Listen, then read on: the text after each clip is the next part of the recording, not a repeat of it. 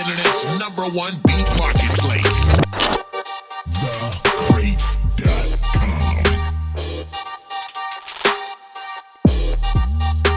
My name is Tim.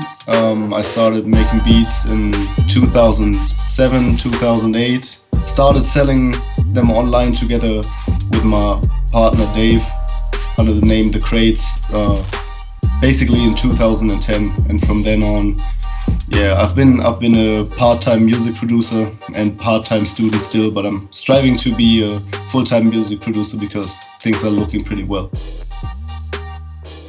Basically, I started out making music because one of my friends used to listen to hip-hop. I used to be a skateboarder when I went to school, and he showed me some music, and especially DJ Premier from Gangsta, the beats on the albums, like The Owners and other albums really got my attention, and I was wondering like, how do they make the beats? And yeah, then my friend told me that there are programs for the computer to make beats, and I was like, really? That's crazy. So, you know, I got Fruity Loops at first and started out with that, and now I'm on Logic. So basically I just started making beats because I wanted to know how it works, and then I just started looking on the internet and teaching myself how to do it, and also connected with Dave, and we shared different techniques and made beats together. So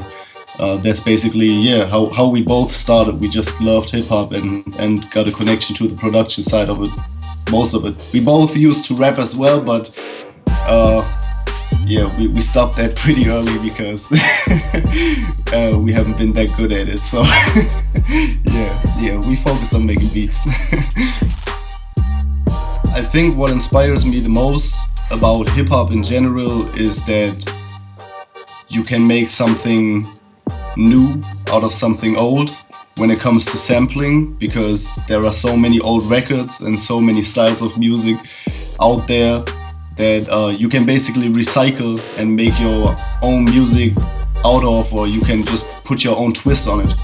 I think that inspired me in the first place, but then as I produced longer and longer, it also inspired me to compose stuff myself and basically to replay samples and to sample myself, or even learn about chord progressions and songwriting. So music is just such a big field. I think it never really stops, you know, you never stop learning, and as long as you keep your eyes and ears open, there's always something that inspires you.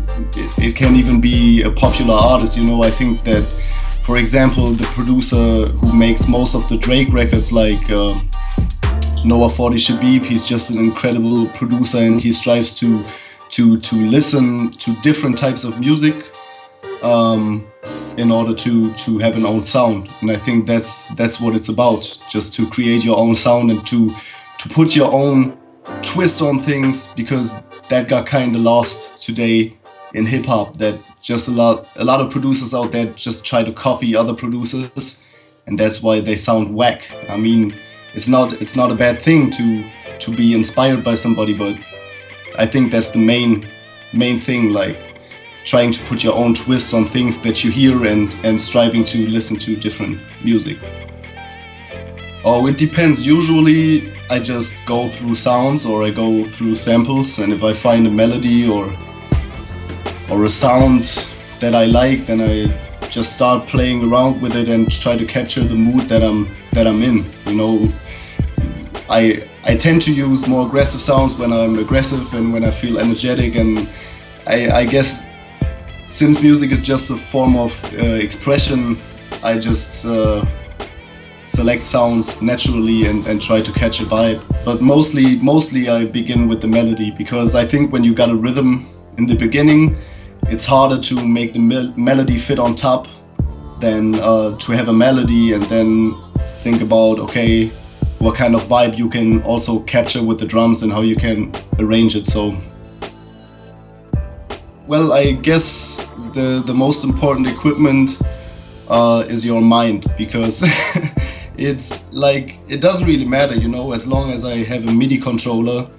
I don't even need a MIDI controller. I could make a beat on my laptop that would work as well. The plugins you have, of course, but even then, I mean, you can still sample, and you can make the craziest beat out of the most minimalistic samples. If you look at records like Numbers on the Boards by Pusha T or something like that, you know, they just used a simple percussion loop, and which sounds crazy, and it's just minimalistic with a bass line underneath, but it's still such a fire track, and it changed everything last year for him. So yeah, I guess it's just the mind is the most powerful weapon. Once you have a good ear, and once you understand what you are doing and where you're trying to go, then you don't really need all that crazy equipment. You just need to know the stuff you are using. It differs, because I think you can't really force music. So I spend as much time working on music as I possibly can, but I don't try to force it. So there might be 2 days when I make no beats, and then one other day I finish like 8 beats. The only thing that we pretty much stay consistent with is uploading our beats to myFlashStore on a weekly basis, and we try to you know, also upload them regularly on other platforms such as YouTube or SoundCloud, more social networks, just to promote the music aside from that. But yeah, that's pretty much what we do. I think we schedule a certain number of beats every week or every month, and other than that, we just look out for opportunities. There's really nothing that has to keep me motivated. I think it just comes with being inspired by great music, which is always out there. Sometimes you gotta look for it more than other times, but it's always out there. So that's definitely what motivates us. If you see somebody else dropping another hot beat or another hot song, you know, you want to keep up. Hip hop is also a competitive nature, so I think that might be what keeps us motivated. But on the other hand, it's also, of course, the motivation of making your hobby your job. I mean, there's nothing more beautiful than doing what you love and earning a living off that, rather than having to work a 9-to-5 job at some fast food restaurant. And you know, it's just more fun making beats, I guess. So that's what we strive to do. Yeah. You have to deliver quality content. If I try to be in the perspective of a buyer that comes to my SoundCloud page or my YouTube page, then I always imagine the situation like somebody coming there, okay, let's check this dude out. He clicks on a beat, he listens for like 5 seconds, this shit is whack, and he just goes on to the next thing. So that's probably what you can convince most people with, is bringing quality music to the table. Don't put out too much, don't flood them, don't spam them. Just try to keep the balance.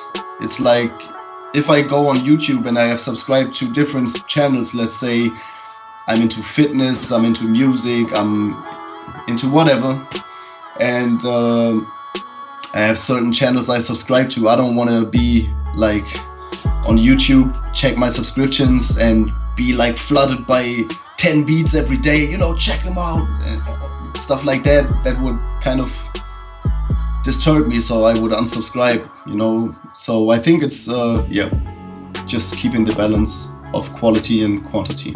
I think it's important to be authentic.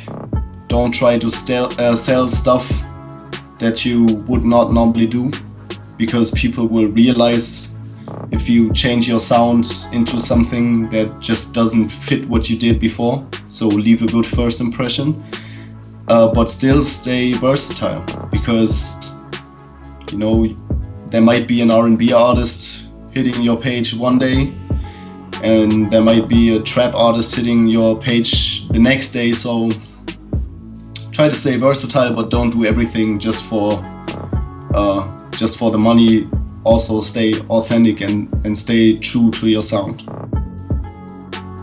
I guess the main change for our career was, as a team, that we decided to build an own website and to basically use myFlashStore on it, because I think it's just a great tool if you have a following and you kind of strive to have a site that is your own, and you want to generate money as an independent artist that lands in your own pocket without people taking fees or whatever. It's just a great tool to sell your music, and once we got the right response from that, we really considered making this a job, because it's just easier to have your catalog out there, at least when you try to sell leases aside from hitting in the music industry. It's easier to generate money as an independent artist when you are able to offer your own catalog with your own prices. You take your own cut, and basically you control the income and the outcome. And I guess this is what myFlashStore really helped us doing. You know, I've been in contact with the owner of myFlashStore. We've been just talking back and forth over the years, and I really appreciate him for having an open ear for what producers need and what they want. And I guess that myFlashStore just so far has been the best website and the most consistent website that offered this kind of service for an independent music producer. So that's why we stick with it, and that's why we still use it on our website. So that's been the major change. Well, I think aside from the musical part of it, what really makes you stand out as a musician or a producer is always the visual branding that comes along with that. If you look at people like Eminem or Ludacris, just to name a few rappers, they always had their own lane. You know, Ludacris had the big hands in his music videos and the funny stuff, and Eminem also, you know, he had like the more crazy funny stuff with dissing other people, while Nas was just had the more deep visuals. And all of these people were incredibly successful. So what we try to do is we try to brand our name wherever we are present in just the same way. We try to keep everything in a certain color scheme. We have a logo, and I think what's also pretty good about myFlashStore, according to that, is that you can like adjust the player colors, for example, to your design. So for example, our color scheme is white and blue, so we have a white and blue player, and that just fits the style perfectly, you know. And I know some other producers like the Beat Plug or MJ Nichols, like shout out to them. They also use myFlashStore, and they basically chose that as well because, you know, MJ Nichols mostly has a red color scheme and the Beat Plug has a purple color scheme, so it just fits great. We don't really find our customers, but the customers find us, because we just put the music out there. And we started off at different websites such as Rock Battle, just battling beats against other producers and all that. So a lot of people listen to us on other platforms already. And yeah, I guess this is basically how some people already knew about us. But I guess on the other hand, it's also about just promoting on different platforms again, like the usual stuff. If you look at YouTube, that's just a very big community. If you look at SoundCloud, that's a big community.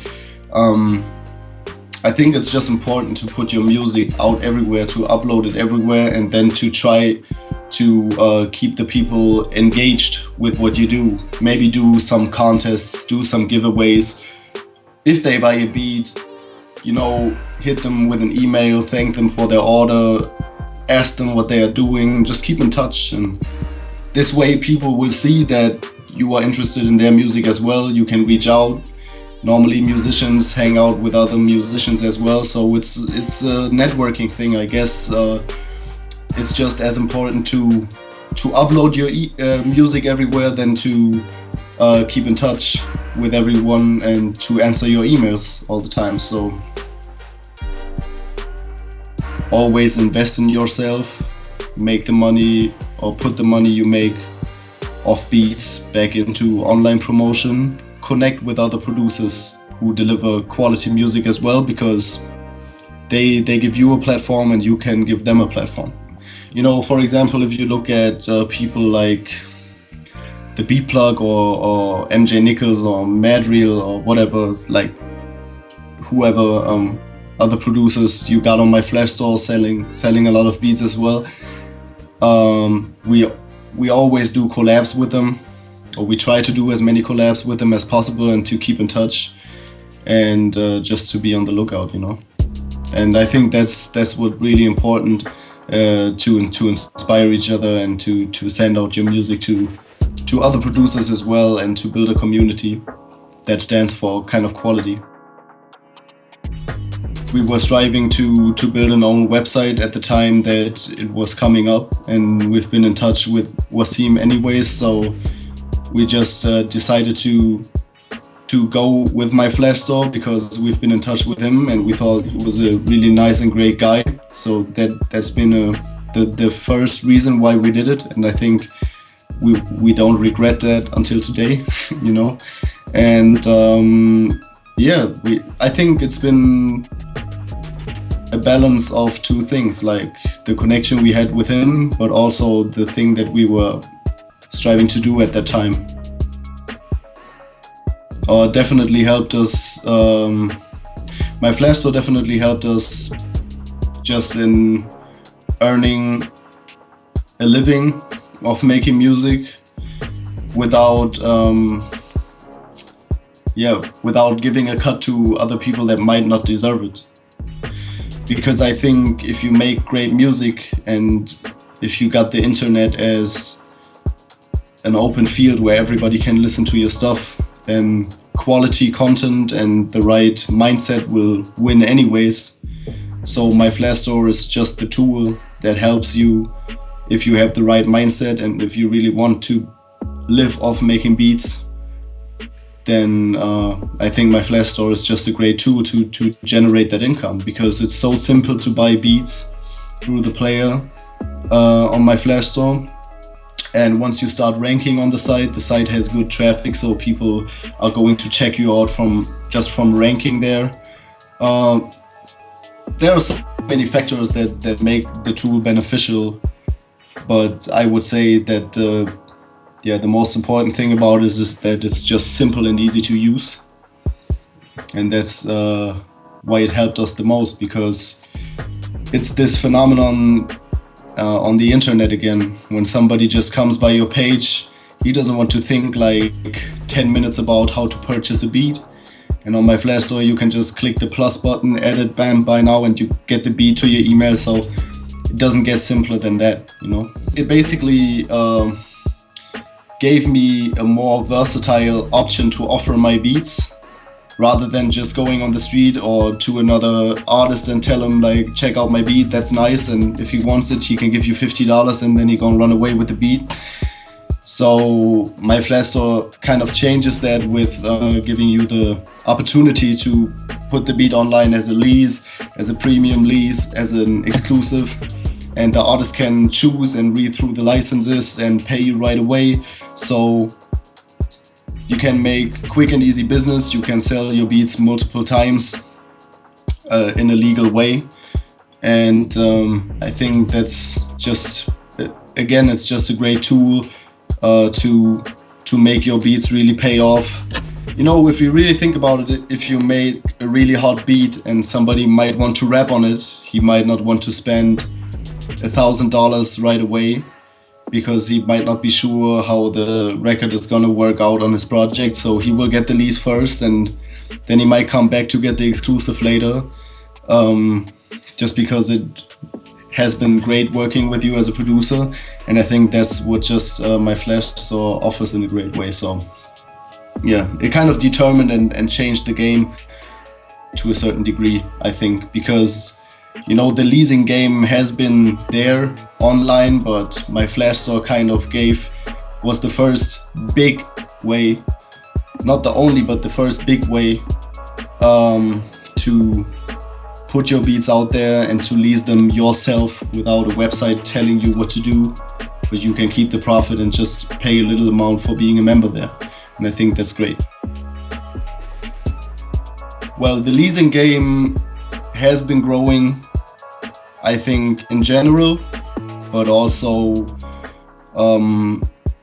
it has been growing for us, of course. I mean, we started out making a couple $1,000 a month, and when we have a good month, sometimes, you know, we can make over $10,000 a month just selling beats with myFlashStore, and this is just insane, you know. You just have so many opportunities in there because you can really put money into projects that you want to do as an artist, or you really get attention of that from artists that might like you. We got some crazy placements through myFlashStore, or at least through selling from our websites. So I guess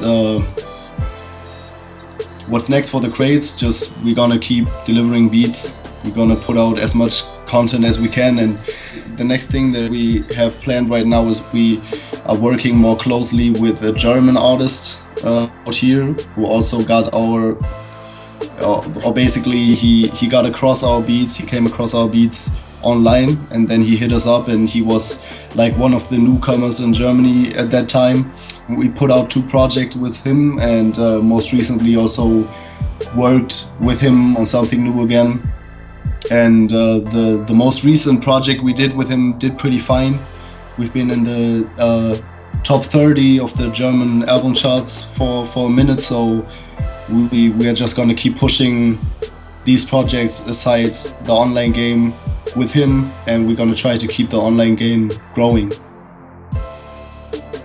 I can choose what I want to do today or not. So since it's basically my job, or at least my part-time job right now, but I would say it's my job because I don't earn money off studying, so I rather spend money on it.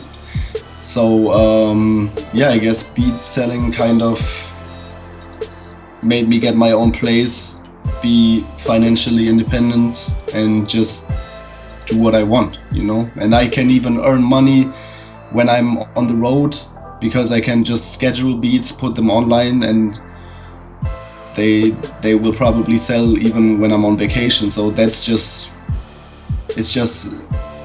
an incredible freedom, I think. And nobody tells me when to get up in the morning, you know. I think that's worth a lot, except maybe my dog, but nobody else than that. Yeah.